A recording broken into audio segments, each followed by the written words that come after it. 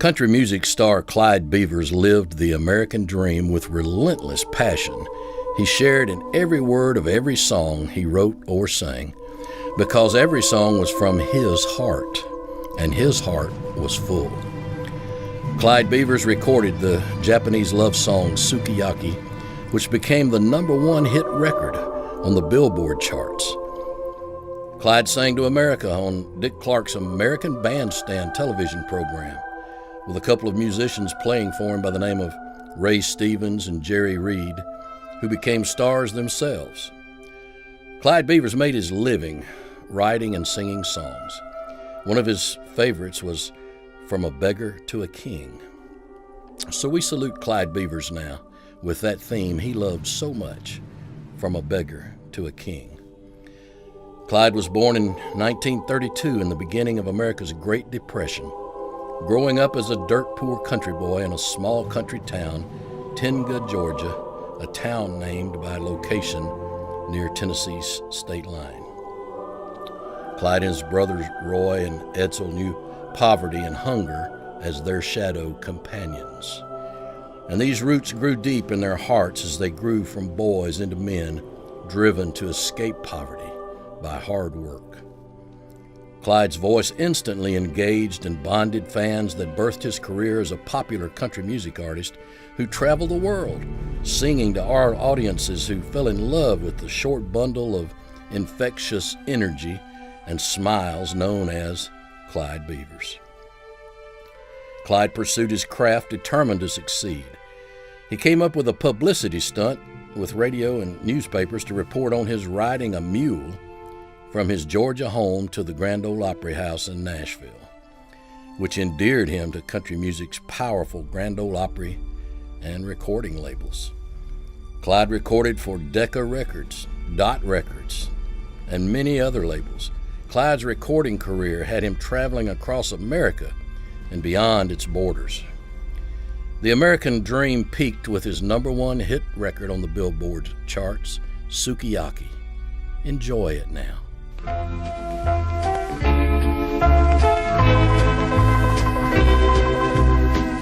I walk with my face up, holding my head up high, so the tears won't fall from my eyes. Recalling one spring day I was with you. Now I walk alone tonight. I walk with my face up, trying to hold the tears, keeping my face up toward the sky, counting the stars like we used to do, walking with teardrops in my eyes. My happiness is above the clouds. My happiness is above the sky. I walk with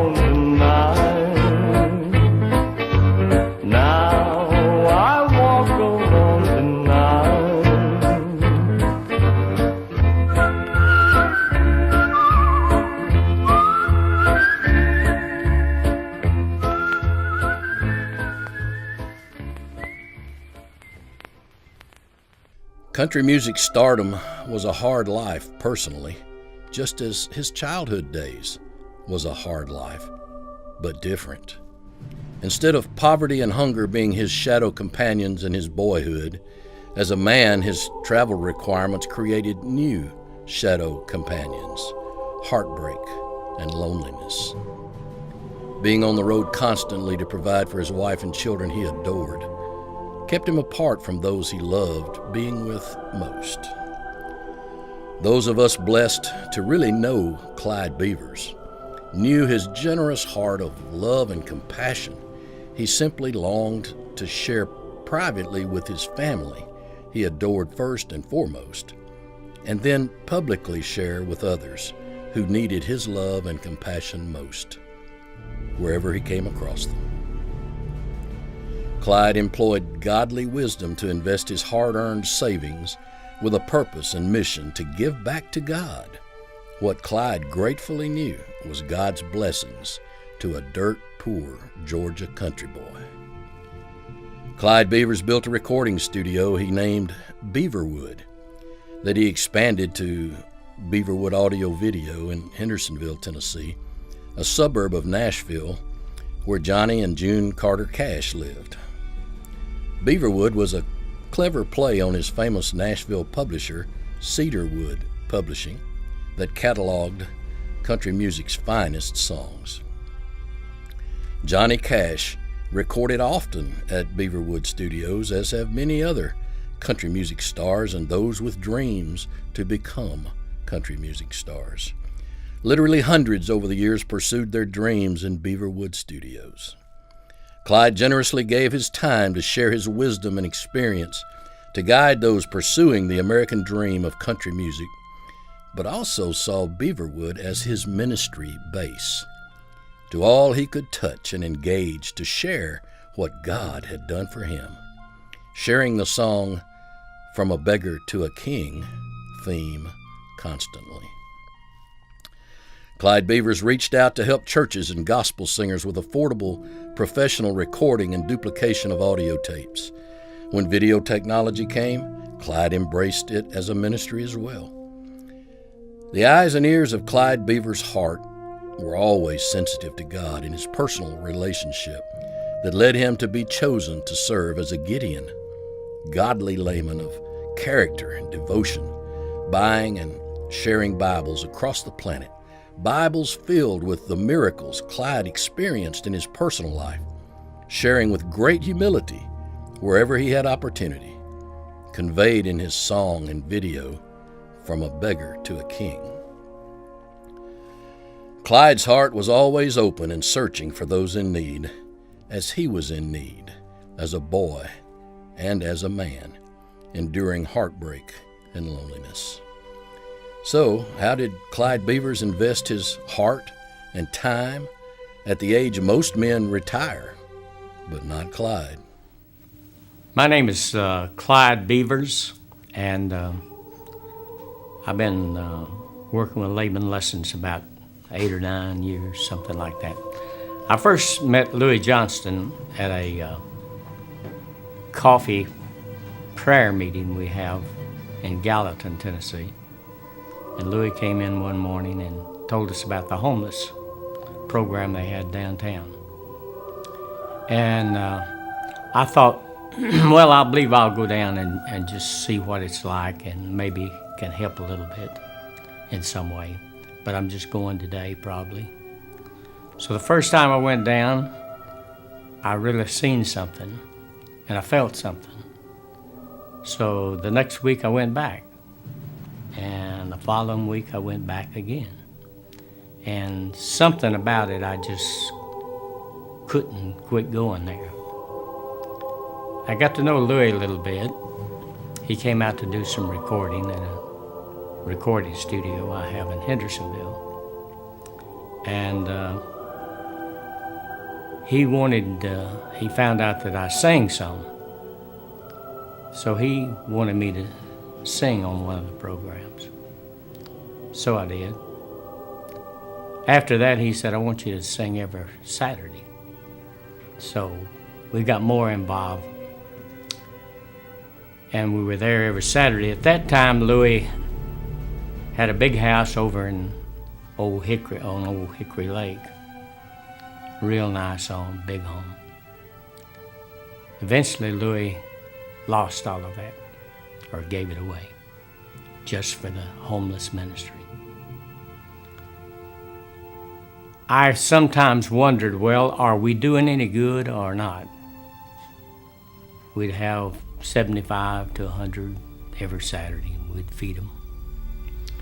I'd sing a song, Louis would preach, and we'd bring them up for prayer. Some of them could care less if anything happened, but some seemed to really be interested. And I thought, well, if we could only get one to change his life, it would be worth all of our effort. So I decided, well, I'm gonna just pick out one guy and see if I can make a difference. And I decided I would take the worst guy I could find. I found Jesus Santiago. At that time, it was during the winter, he would sit over by the barrel where we burned trash. And he wouldn't lift up his eyes. He wouldn't look at you. Come to find out, Jesus had heard the music that we play a few blocks away and was upstairs with his girlfriend and was going to commit suicide until he came to our program. Jesus' mother was from Puerto Rico, and when he was 15 or 16 years old, she left him and his brother and sister and went back to Puerto Rico. And she gave him her address and phone number on a piece of paper, and he lost the paper. So for about 20 years, he hasn't seen his family. So I decided to start working with him. He hadn't had a driver's license. So we finally got him a driver's license. He was in the place where Louis at that time was bringing him and had a house to keep him in. He finally went to and took a course down in Murfreesboro. He got his GED, he met a little girl, and they eventually got married. He now is in Knoxville, Tennessee. Him and his wife both work, and his life has really changed. I am not sure how many people we help, but I do know their lives been changed. Sometimes there'll be many volunteers to help, 15 or 20. Sometimes there's 5 or 6. And there has been times that the only people to pray with the people was me and Louis. But we did it. And I don't know how many lives have been changed, but I still go down every Saturday and just hope that we can help change somebody's life. 2 or 3 years ago, I decided, I'll start giving them Bibles. So every Saturday, we give out Bibles to those that want it. It'll average about 12 or 15 every week. So I thought here a while back, well, that's not very many. But then I got to thinking, well, that's a good many. That's about 700 a year. If we sow 700, surely something out of that 700 will stick. And if we have hundreds come up, somebody's life is going to change. So I found this to be a great ministry, and it serves a great purpose. And I'm just very thankful to have met Louis, to have a chance that God has given me a chance to work in this ministry. And sing Clyde did, singing to the homeless every Saturday morning for 12 years in an open parking lot in Nashville with Layman Lesson's church ministries team. Homeless on the streets gathered for Layman Lesson's church ministries when they heard the praise and worship music that carried outdoors for several blocks at 8 a.m. in brutal, freezing cold weather and brutal summer heat that reached 120 degrees.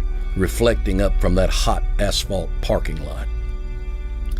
Clyde would take the microphone and literally bounce up to the pulpit with that infectious smile and delight that immediately engaged every person who saw it, always saying, "All right, we're going to have a great time in the Lord now," capturing every eye and heart to share his heart with them through his down-to-earth words he spoke and songs he sang.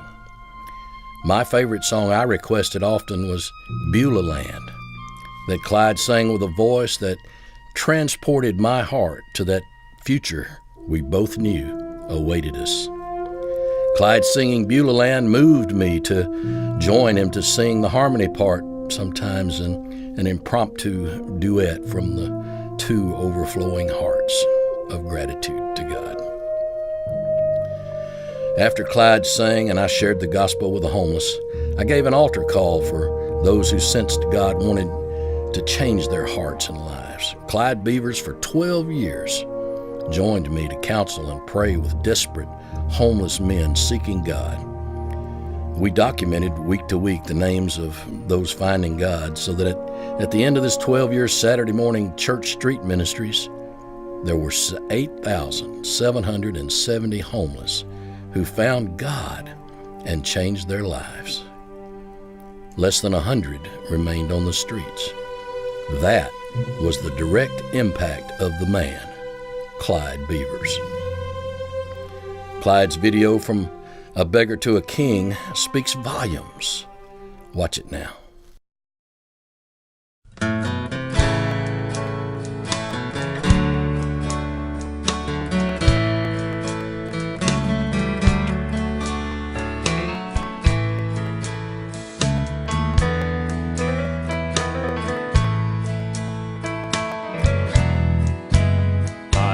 Sung as low as a man could go, and the world had turned me down. Then you picked me up and saved my soul and turned the beggar a king. Yes, you took the rags from off of my back and gave me love to keep me warm. Yes, you picked me up and kissed me sweet and turned the beggar into a king.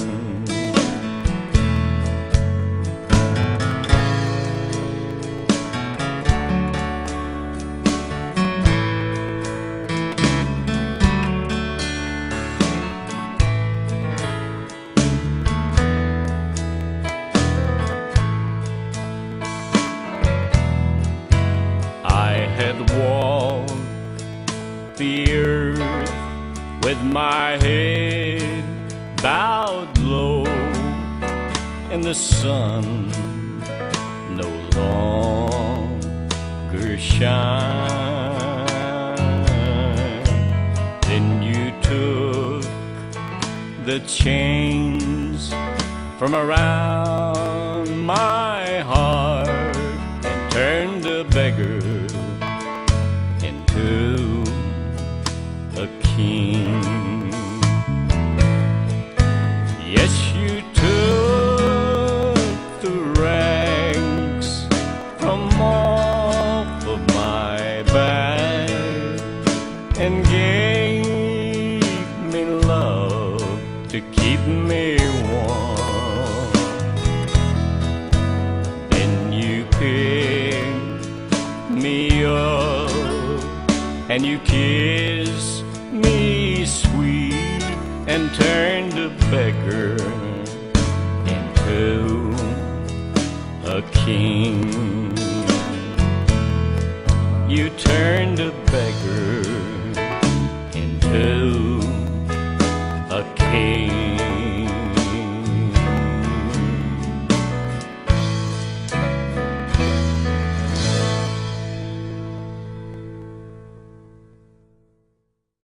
Clyde Beavers was not just a country music star. Clyde Beavers was a man after God's own heart, a great Christian patriot that made God smile and say, "Well done, thy good and faithful servant." We thank God for the great American blessing we know as Clyde Beavers.